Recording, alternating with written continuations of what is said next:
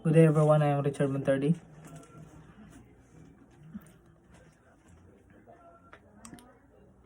I'm now here to report about the 10591, the continuation of the other reporter last meeting, which I assigned in Article 2, the ownership and possession of firearms. Republic Act 10591 is the act, or also known as Comprehensive Firearms Ammunition Regulation Act, is our outlaws or illegal purchase or possession of firearms, or yung mga illegal na pagbili, kung like na hindi naka ano sa gobyerno ng mga bilihan ng mga baril. Tas yung illegal na paggamit mo ng baril na walang lisensya, na ayon dito, it punishes violations daw within minimum sentence of 6 to 12 years. So pag ikaw na anuhan ka na may pusil tas waray lisensya, your sentence will be 6 to 12 in jail.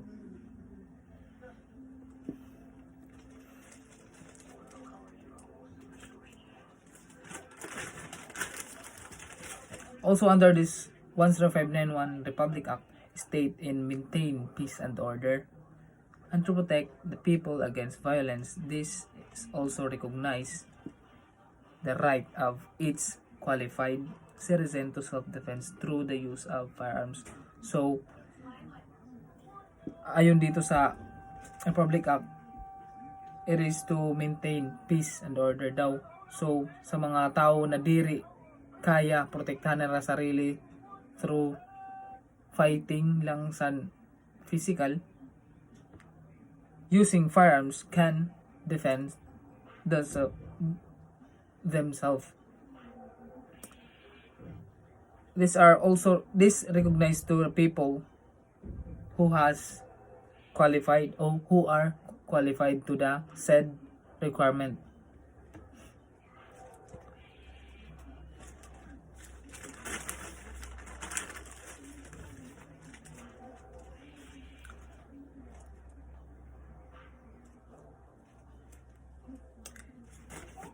In Article 2, ownership and possession of firearms, under this article is, in order to qualify and acquire license to own, possess firearms and ammunition, the applicant must be born Filipino. Just what the reporter last meeting had said. At least 21 years old, gainful work, occupation and business, and has filed income tax return. So mga usa ka na pagkaroon mo kumuha or mag-possess firearms, kailangan adiin siya na requirement na makitan sa imo na kaya gud talaga nimo pumalit, na ipakita nimo na ikaw kaya mo pumalit pusil o kaya mo mag-handle sin usa na firearms. Section 6 of Republic Act Number 10591 provides for the regulations of manufactures, distribution, sale, possession, and use of firearms and ammunition. And while Section 7 thereof creates of the Philippine National Police Board on Firearms and Ammunition, or PNP BFA, which shall be primary implementing agency of the Act. Section 6, ownership of firearms by the national government. Department, bureaus, offices, or agencies of the national government includes state universities and colleges which possess and maintain firearms in their respective inventories at that time of the effectivity of this IRR shall register respective firearms with the FAO. So with the said earlier, those departments, bureaus, and offices shall be registered in FAO or the Firearms and Explosive Office. The registration shall be made in the name of the government, agencies, and instrumentality of the Republic of the Philippines. So, ito na registrations ito ng mga armas, kailangan pangaransan usa na government agency kung diin itong siya nakabutang. Such registration shall be exempted from all duties and taxes that may otherwise levy or authorize owner of firearms. For the national security, who are the firearms or the AFP, PCG, and NBI, PDEA, LIAS shall be reported only on the FEO. So itong sira ng mga ako nayakan kanina, mag-report la. Tapos report nira kung nanuan armas an may da sira saan adigin kuha. Tapos state nira an tanan na data sana na pagkuha sana na armas, whether this firearm is serviceable or non-serviceable. The head of department, bureau office, or the property custodian shall submit a report showing the following data. So, didiluwat sa mga department, bureaus, or office, or the property custodian, o mga nagmamayari sa business, should also report showing the following data, like make, type, caliber, and serial number, and the firearms, serial number of the firearms, date of acquisition, like san kanina na ako nayakan about sa national security, kailangan lat nira iyakanan tanan na data kung saan ulat din nakuha.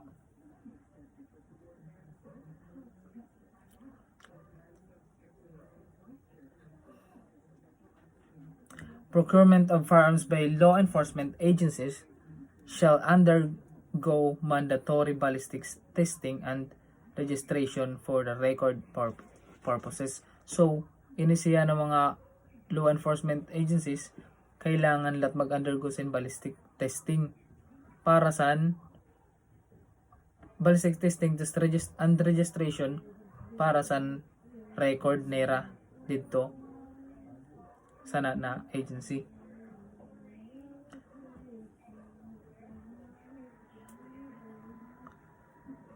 Firearms in possession of the national government agencies, including law enforcement or the LIAS, shall be reported in FEO.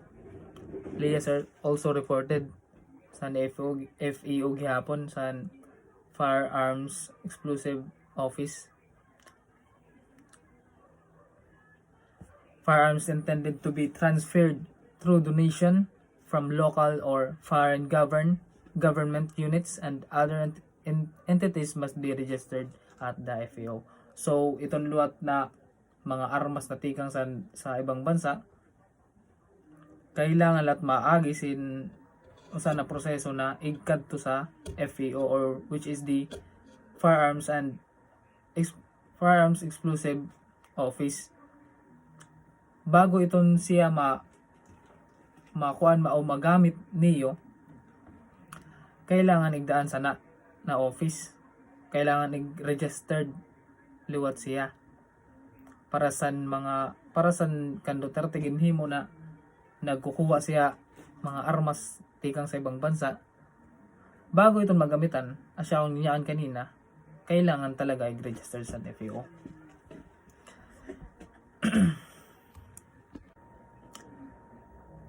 Next is Section 7. Carrying of firearms outside the residence or place of business. A permit to carry firearms outside the residence or place or business shall be issued by the chief PNP of his or her duly authorized representative of the licensed citizen, allowing him or her firearms outside to carry firearms outside the residence or place of business.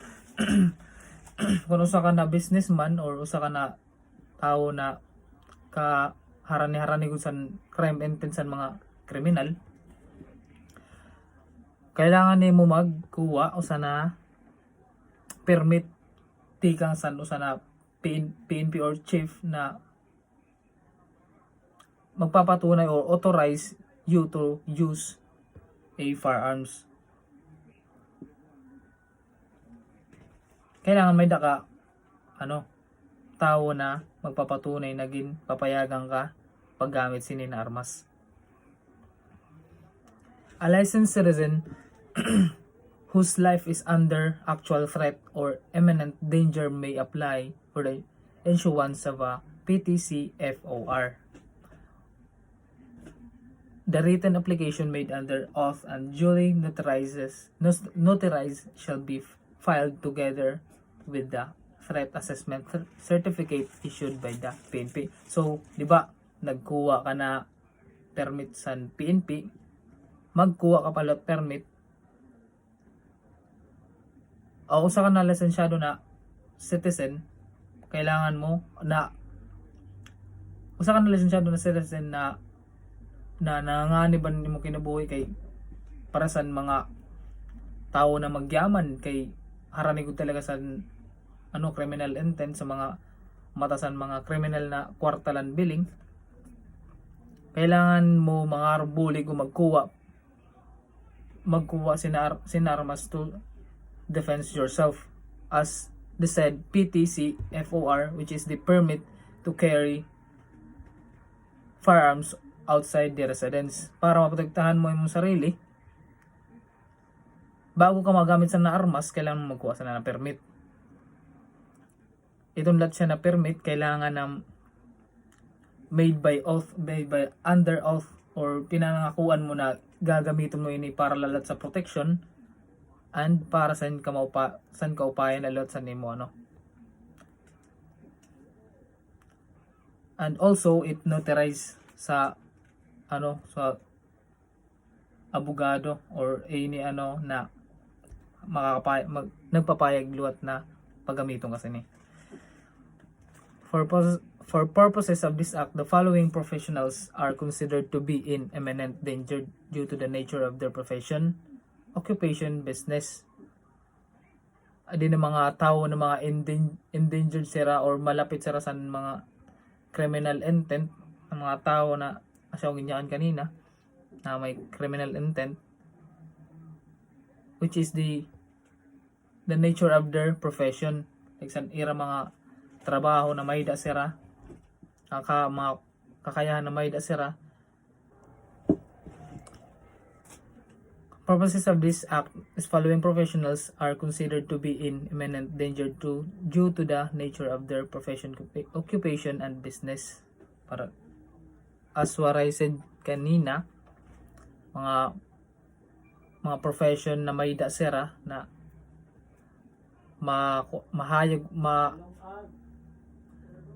maupay gud sa mga pangita sa mga kawatan or sa mga tao na may criminal intent, na may karuyag or naglilid para himuan kasi nina crime. Like sa imo occupation na may da ka, tas business na nakikita sa imo.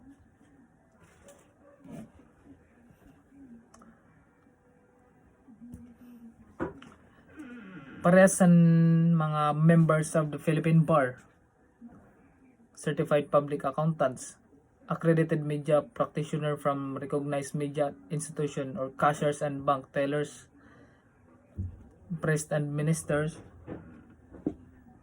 Dakmaron kay nano na butang nga din na priest and minister siguro kay kailangan lat sa lalo na yan na panahon ang mga priest din malain nalat sa mata sa mga mga tao ang iba, physician and nurses kay ang iba na physician or nurses may da mga tao na nagiinit latan ulo kay kasi rin siraan nagbuhat sini na pagkamatay sinin ira anak or nano or connected let's say mga sana. Also, the last is the businessman talaga, mga tao na may business na sarili na business asya gud haranisan criminal intent.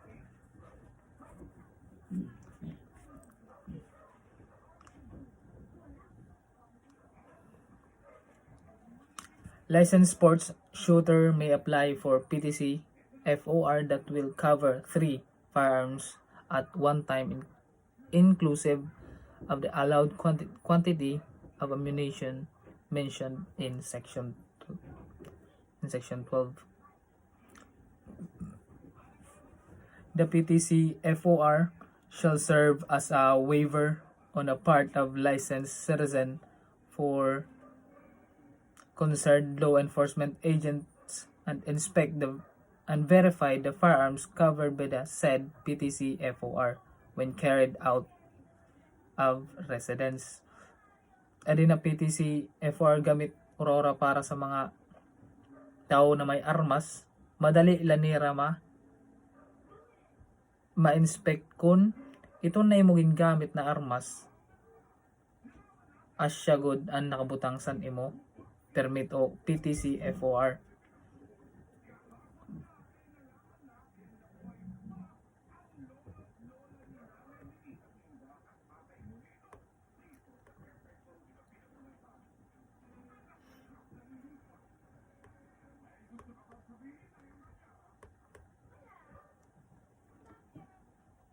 Authority to issue mission order involving the carrying of firearms. So following authorized issue mission orders with provision with may entitle the bearer thereof carry his issued licensed firearm and ammunition for the duration of such mission. Para sa mga pulis na nga ni.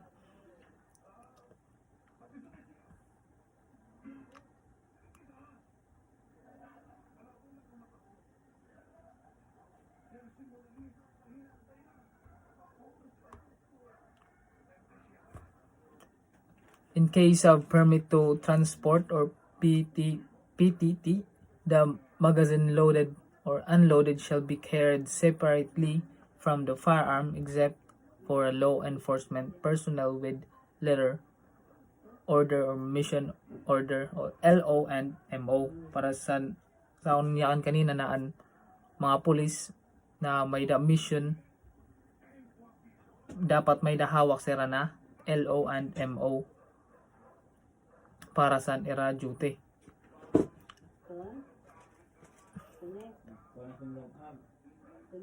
This permit transport is para sa mga shall be carried separately daw.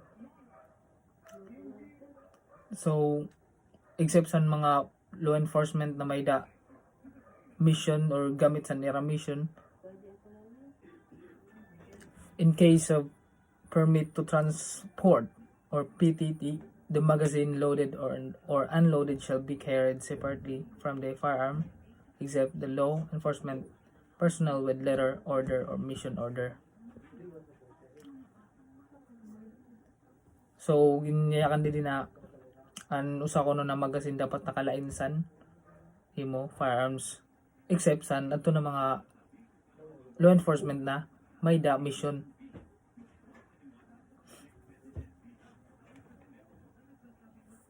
Like kung kuan ka la bantay ka la dida, kailangan naka unload talaga ito nimo armas.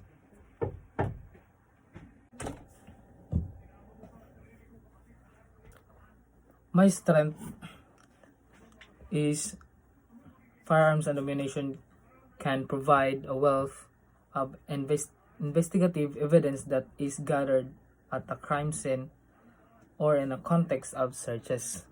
So adi na firearms mas nakabulig ini na firearms ammunition kay pag ito na usa na pusil or armas ay gamit sa na crime, mapapadali lang ang pag-investigate kung naano ini siya or kung kanino siya natawo kay may daman mga naka specific man iton siya na armas kung kanino naka ngaran.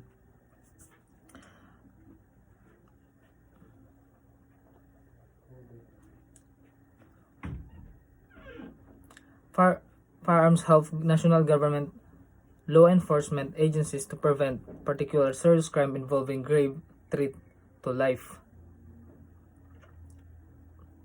To enable a person resisting arrest to be arrested if he or she is about to commit a particular serious crime that involves grave threat to life. According to the Department of Justice in April 2022 firearms report, about the 1% of victims in property crimes and about 2% of non-fatal violent crimes use guns for self-defense and protection. On average, there are about 70,000 crimes each year where defense gun use is used. In this situation, law-abiding gun owner were able to threaten or scare away the assailant most of the time without ever having to fire their gun. So simply owning a gun and making the criminal aware they were armed and ready to defend themselves was sufficient. In weakness, many people, especially the government officials, do not use their weapons responsibly, enabling people they tend to use their firearms to show their power in a greedy way. They don't care about to be hurt either through their own negligence. So, sino na weakness? May da kasi lot mga gobyerno na under mga government officials na ginagamit na din na armas para panhadlokla luwat nira.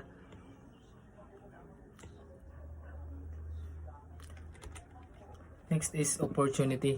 Opportunity, it offers us the chance to create a society free from gunfire and fewer gun-related violence. Sino na opportunity? Kakadakit sin fair ng paggamit sa na armas. And para to avoid or to prevent criminal intent na base sa mga process kailangan ma-apply sino na tao na karuyag mag-possess ng firearms. So diri dali-dali na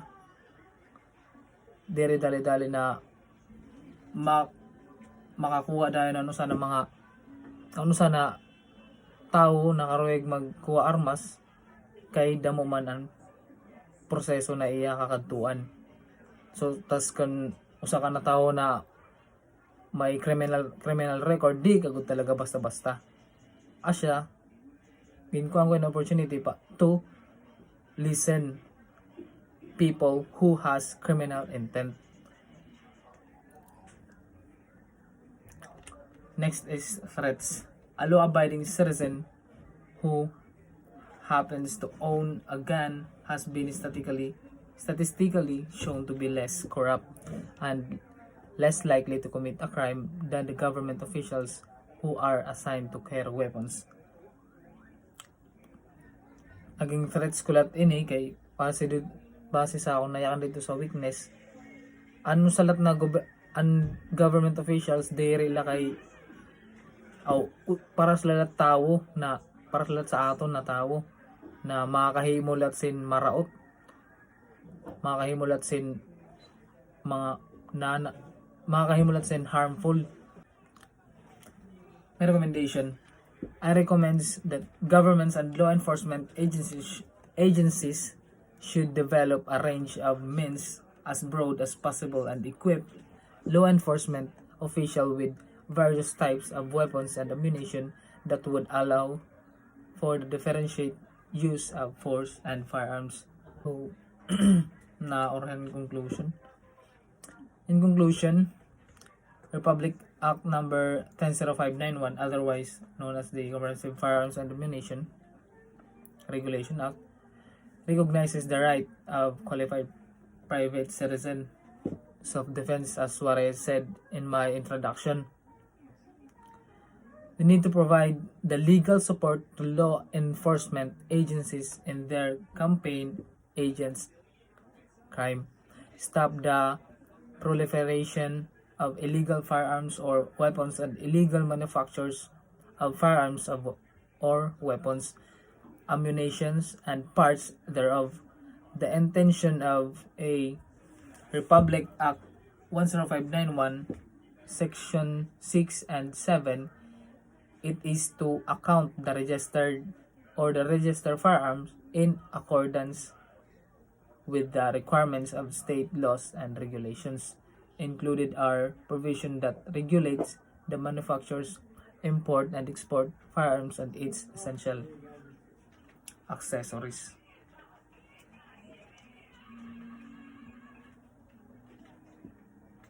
However, it appears that certain provision of the statute were intentionally or unintentionally too rigid and rendered it unreasonably difficult for private citizens to own or to use licensed firearms. In as much as individual gun owners have responsibilities, they also have the rights to recognize by the act itself that should not unreasonably deprive. And that's all. Thank you. And good night.